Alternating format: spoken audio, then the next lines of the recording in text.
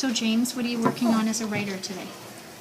Okay, so I just looked at my checklist and I saw the lead, and I think I need to work on my lead a little. Let's have a look. Remind me of your claim.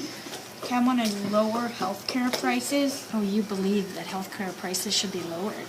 That's a pretty lofty topic for a fifth grader, right? Let's look at your reasons. What are your reasons? Okay, oh yeah, it should be lowered because America is losing population for the high prices. Because some people can get seriously injured because they can't afford it. And finally, because people spend too much money on it. Yeah, good point. That is a big topic for you to tackle. Nice job. So let's see. So if I'm looking at your lead right now, I see that you started off with a vignette to try to get the reader to care, right? To care how much. Like, I love the part you said, you've never been in so much pain in your life.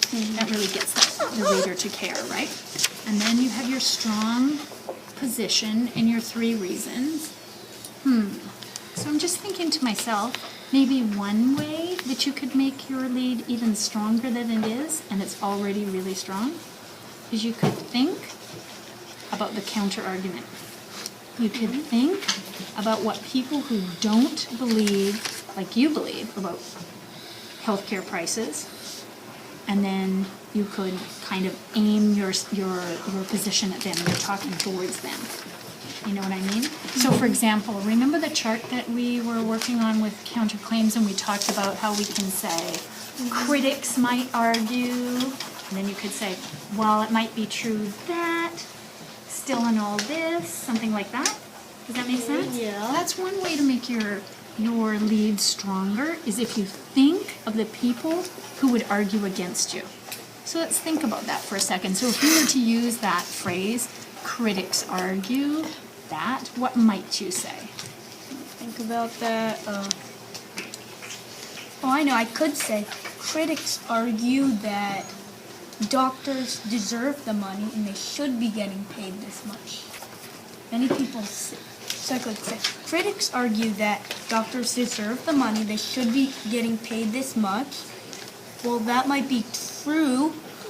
Still in all, there are more people who can get injured because they can't afford it than doctors. Right, good point. So you might say critics argue that healthcare prices aren't so high.